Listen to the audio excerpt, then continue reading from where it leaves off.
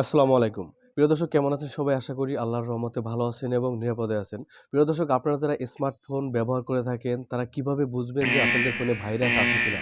এটা কিন্তু খুবই একটা ইম্পোর্টেন্ট বিষয়। ভাইরাস থাকলে আমাদের মোবাইলে কি লক্ষণ দেখা দিবে?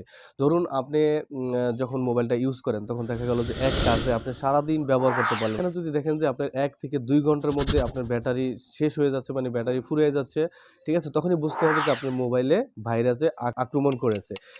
১ জিবি ইন্টারনেট আপনার সারাদিন চলে যেত। সেখানে দেখা যাচ্ছে যে ৩-৪ জিবি ইন্টারনেট মানে শেষ হয়ে যাচ্ছে। ১ জিবির জায়গায় ৩-৪ জিবি শেষ হয়ে যাচ্ছে। এমবি দ্রুত শেষ হয়ে যাচ্ছে।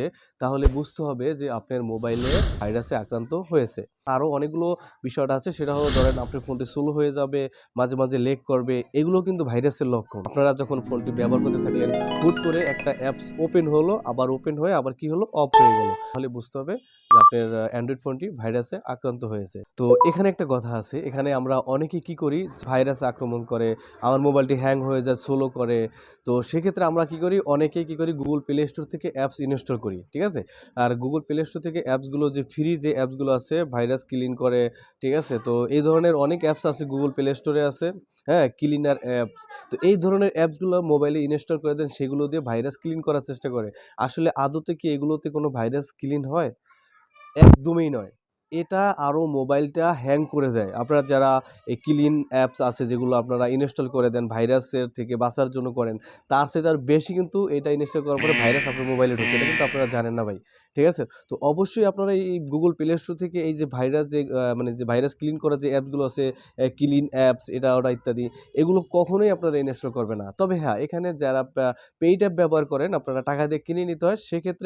আ সেক্ষেত্রে মনে হতে পারে তারপরেও সেক্ষেত্রে ভাইরাস ক্লিন হতে পারে, তাও কিন্তু অল্প হবে। আমি আপনাদের রিকমেন্ড করব এসব অ্যাপস আপনারা কখনোই আপনার মোবাইলে ইনস্টল করবেন না।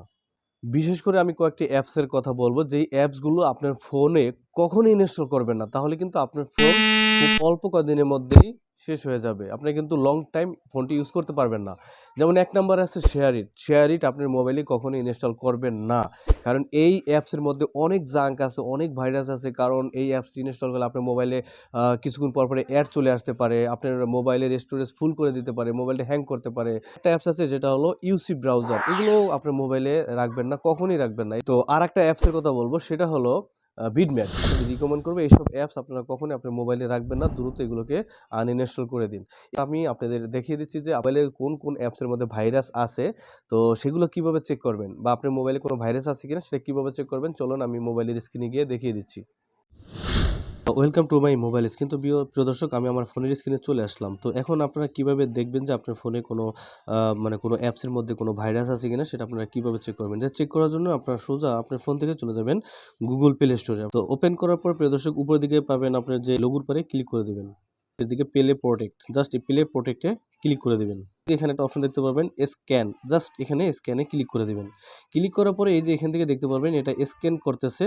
স্ক্যান করে দেখবে যে কোনো অ্যাপসের মধ্যে যদি আপনার কোনো ভাইরাস থাকে তাহলে এই অটোমেটিক্যালি এখান থেকে ডিলিট করে দেবে। Google Play Store ডিলিট করে দেবে। তো এই কাজটা আপনারা প্রায় করবেন। ১ সপ্তাহ পর আপনারা এখানে স্ক্যান করে দেখবেন যে কোনো অ্যাপসের মধ্যে ভাইরাস আছে কিনা। যদি কোনো অ্যাপসের মধ্যে ভাইরাস থাকে সেগুলো আপনারা দেখতে পারবেন, বুঝতে পারবেন। তাহলে সেই অ্যাপসগুলো সেখান থেকে ডিলিট করে দেবেন।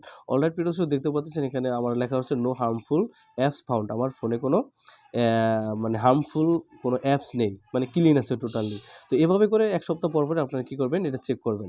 আশা করি পুরো বিষয়টা আপনারা বুঝতে পারছেন। ভিডিওটি ভালো লাগলে লাইক দিয়ে চ্যানেলটি সাবস্ক্রাইব করতে ভুলবেন না। তো ধন্যবাদ সবাইকে। আসসালামু আলাইকুম।